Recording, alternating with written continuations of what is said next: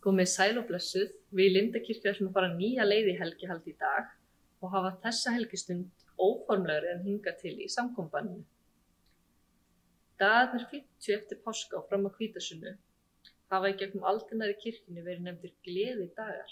Og þess vegna ætlum við að beina sjónum okkar að gleðinni í dag.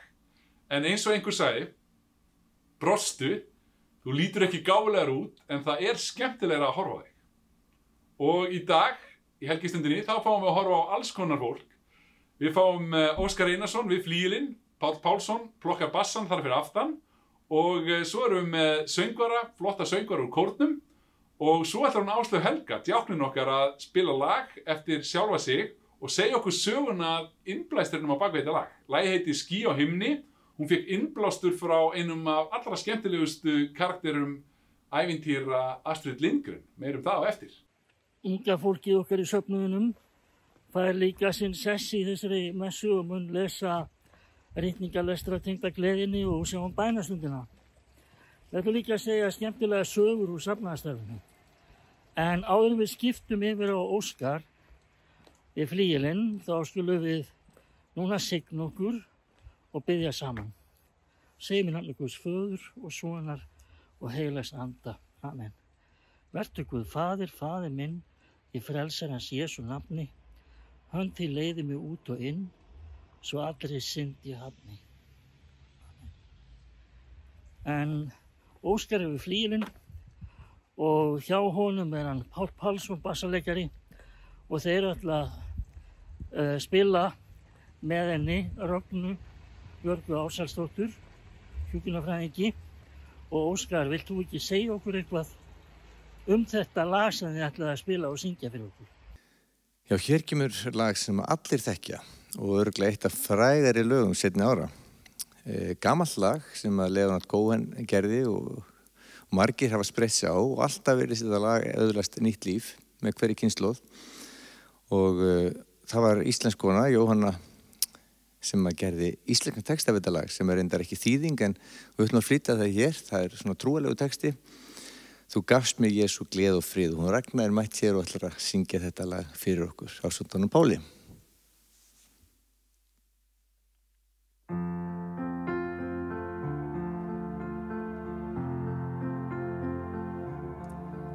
Þú gafst mér Jesús gleði og frið. Ég gat sem barn þig tala við og sorgin aldrei yfir sálu mína. Tilveran var traust og hlý, tært var loftið, hvergi ský og til var lið að hrópa halleluja, halleluja.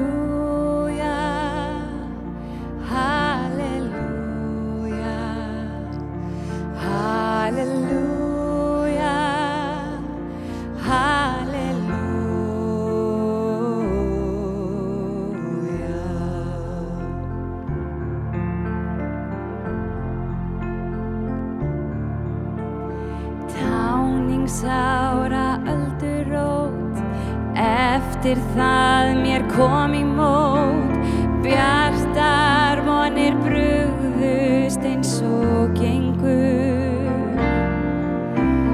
Oft var kalt og oft var heitt, eigi skildi þetta neitt, en samt ég reyndi að hrópa halleluja.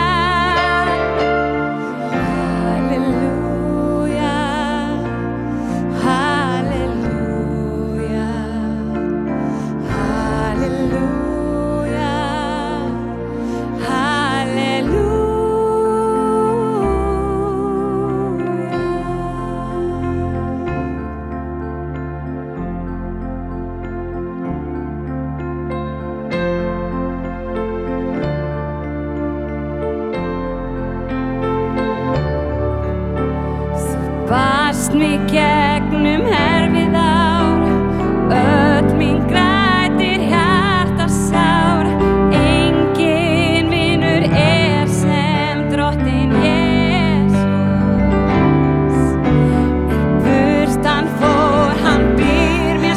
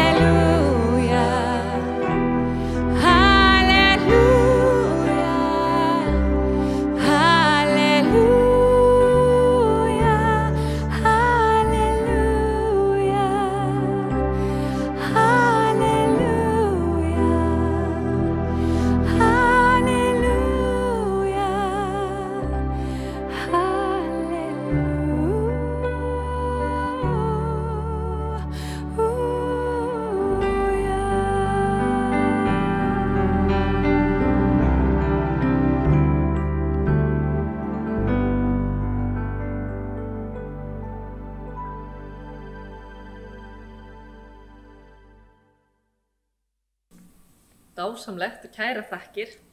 En við höfum fengið hann Kristinn sem fermdist í Lindakirkju fyrir 2 árum til að lesa ritningalestur. Já, takk fyrir það, Sérdís. Ég heiti Kristinn Snær. Ég var beðinn að lesa fallega hvatningu úr Rómverjabréfinu sem hljómar svona. Verið ástúðleg hvert við annað í bróðurlegum kærleika og keppist að sýna hverju virðingu. Verið ekki hálfvolgi áhuganum, verið brennandi í andanum. Þjóni drottni, verið glöði í voninni, þolinmóði þjáningunni, staðfest í bæninni. Þannig hljóðar hið heilaga orð. Kristinn, takk kærlega fyrir þetta. En fermingabörnin hérna í Lindakirkju, þau koma alltaf með skemmtilega vinkla og ýmsa skemmtilega sögur. Ég man þegar ég var að byrja hérna sem prestur, það var haustið 2008, bankakreppan bara reið yfir landið sömu vikuna og ég byrjaði og þá voru fermingastrákar að labba inn í kirkjuna eða færanlegu kennslustofuna sem við höfðum nú bara þá og ég sitt svona og þeir viti ekki að ég heyri það sem þeir eru að segja en annar er að segja við hinn. Hvort ert þú að ferma út af peningunum eða út af trúnni? Þá horfði hinn á hann mjög svona hneykslaður. Trúnni? Það er ekki einu svona hægt að fermast út af peningunum í dag sko, það er komið kreppa. Og það er ýmislegt skemmtilegt sem að börnin getur komið með eins og ég segi, en nú ætlum við að senda boltan yfir hana Áslaugu og hún ætlar að segja okkur söguna baki einu af sínum fallegu lögum. Gjörðu svo vel, Áslaug. Já, takk fyrir það. Astrid Lindgren, hún er einmitt einn af mínum uppáhaldsrithöfundum. Og svona til upprifjunar að þá er það hún sem skrifaði til dæmis Línu Langsokk, Emil í Kattholti, Kalla á þakinu og Bróðir minn Ljónshjarta. Ég held þó allra mest upp á söguna Ronju Ræningjadóttur. En þar koma nefnilega fyrir furðuverur sem kallast rassálfar. Og rassálfarnir, þeir segja alltaf, Akkurru gerir hún þetta? Akkurru þetta svona? Akkurru? Í ástandi eins og nú, þar sem óvissa ríkir, og við vitum ekki endilega hvernig framvindur, þá er okkur eðlislegt að spyrja af hverju? Af hverju gerðist þetta? Af hverju er þetta svona? Af hverju? Og við verðum öll pínulitli rassálfar og það er bara alveg eðlilegt. Reynum samt að opna fyrir gleðina og ljósið þó við sjáum ekki nema agnarlitla ljóstýru og reynum að toga hana til okkar. Lagið Ský á himni samdi ég fyrir mörgum árum síðan. Það var sunnudagsmorgun, klukkan var 7 og ég var í rauninni bara að bíða eftir því að fara með soninn minn, miðjusoninn, upp á spítala, hann var mjög lasinn. Mamman tekur upp penna og byrjar að skrifa, eins og er mjög eðlilegt í svoleiðis aðstæðum, eða ekki. En allavega 10 mínútum seinna þá er textinn tilbúinn. Og mér fannst þetta svolítið sérstakt og þess vegna ætla ég bara að, og þess vegna lét ég bara textan standa nákvæmlega þannig. Ég ætla að leyfa ykkur að heyra lagið á samt Óskari og Palla, en langar samt að segja að lokum að allt tekur enda og leyfum okkur bara vera dálitlir rassálfar með gleðina, húmorinn, ljósið og Guð í verkfærakistunni.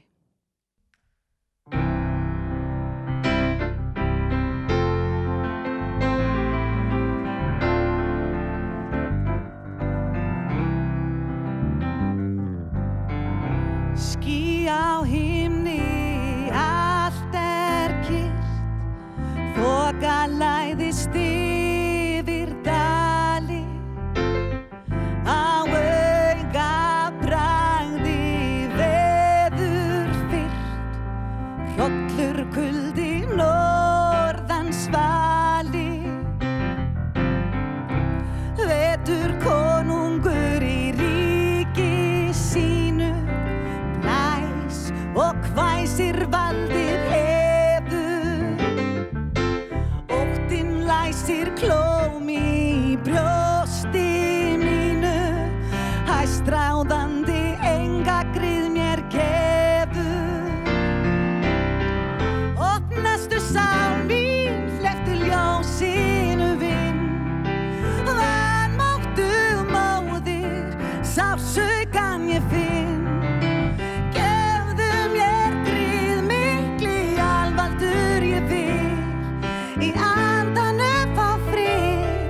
þessa bæn ég aftur og aftur þig. Í veður ofsanum öldurnar rísa, sjónum eys yfir bát. Haltu þér fast í þú mátti prísa, sælan hugurinn skák og mát. Opnastu samvín, hleyptu ljósinu inn, vanmáttu og móðir, sársaukann ég finn. Gefðu mér grið mikli alvaldur ég vil, í andanum fá frið, þessa bæn ég aftur og aftur þig.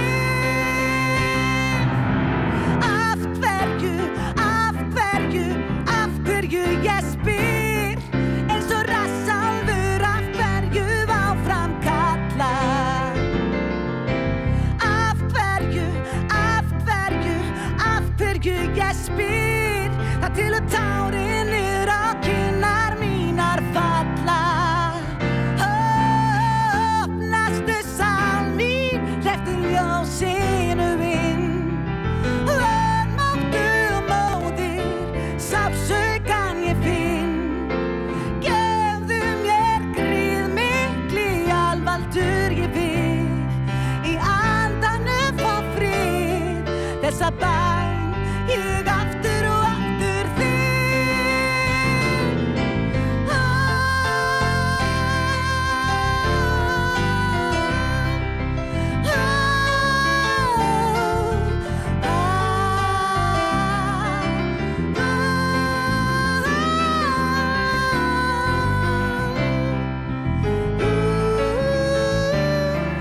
Þessa bæn ég aftur og aftur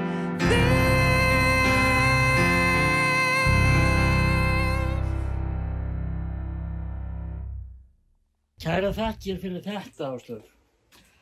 En nú er komið að því að við fáum að heyra ritningatexta gleðina. Gjörðu svo vel. Ég ætla að lesa fyrir ykkur orð Páls postula úr Filippibréfinu.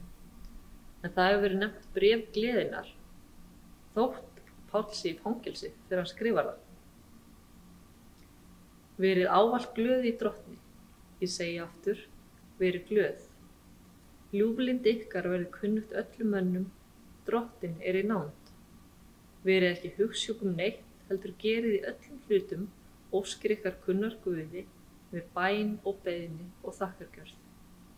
Og friður Guðs sem er æðri öllum skilningi mun varðveita hjörtu ykkar og hugsanir ykkar í Kristi Jesú. Postulinn hvetur menn til að gleðjast og fagna að því Kristur veitir fólki von og styrk í öllum aðstæðum lífsins. Og auðvitað geta ytri aðstæður haft áhrif á líðan okkar og jafnvel rætt okkur gleðinni. Á lífsleiðinni þurfum að takast á við ýmis verkefni, áföll og sorg. Og sum okkar lokuð inn í sóttkví eða einangrun þessa dagana. Og sum okkar jafnvel föst í vítahring neikvæðra hugsana. Því auðvitað hefur þetta ástand áhrif á okkur öll.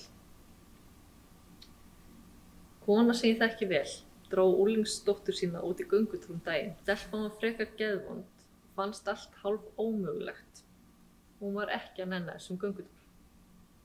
Mamma sagði þá við hana þær myndu halda áfram að labba þar til stelpan væri búin að telja 10 hluti sem gleðja hana og hún er þakklát fyrir.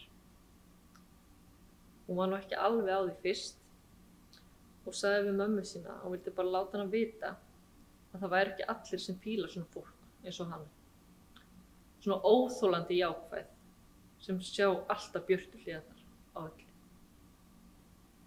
Það er allt í lagi, sagði mamman og brosti, en við snúum ekki við fyrir en þú ert búin að telja 10 hluti. Og viti menn, stelpan byrjaði að telja hluti og þær spjölluðu og hlógu og tóku lengri hring að það var svo gaman að vera saman og tala allt það sem gleður mann í lífinu.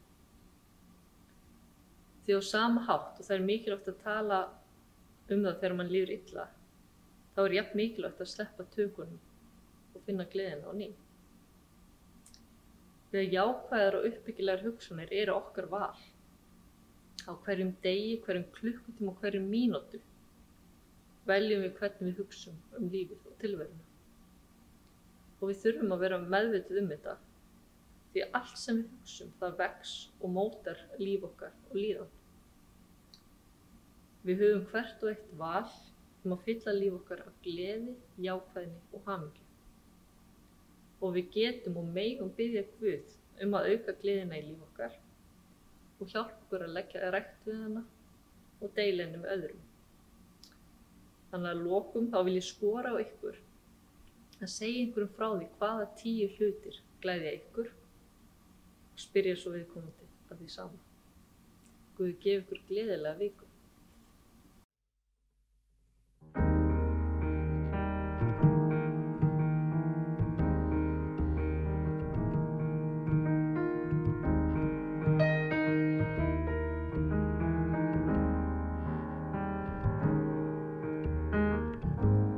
Fylltu heimilin af gleði, fylltu göturnar af söng. Sér hver tunga játi Jesú, þinn líður lofar þig.